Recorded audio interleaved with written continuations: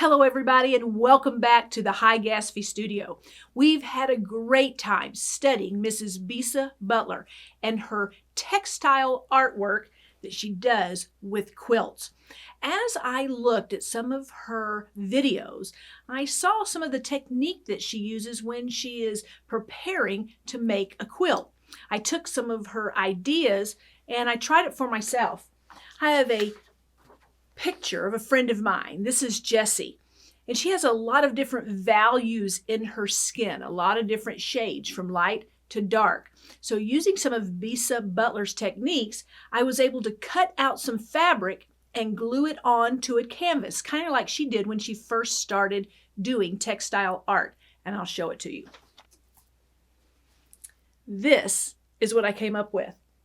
It's not nearly as good as Mrs. Butler's, but it was sure fun doing it. Let me show you how I did it. Just like Bisa Butler would do, she would take a photograph and she would begin to outline all the different shades, all the different values she saw in that photograph. If it was a dark shade, she would outline it. If she saw a light shade, she would outline it. So that's what I did with this photograph. I outlined all the shades. Then I began to cut out each section that I had traced. Now comes the hard part. You have to put all those little pieces back together, kind of like putting a puzzle back together.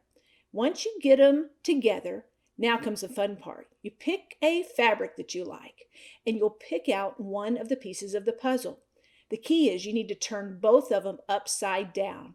You'll then trace the shape and cut it out of your fabric and place it back into the puzzle as a part of her face.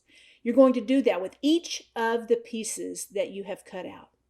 And when you're done, you'll take a board and you'll glue each of those pieces of the puzzle down to the board. And it should come out looking very similar to a Bisa Butler quilt.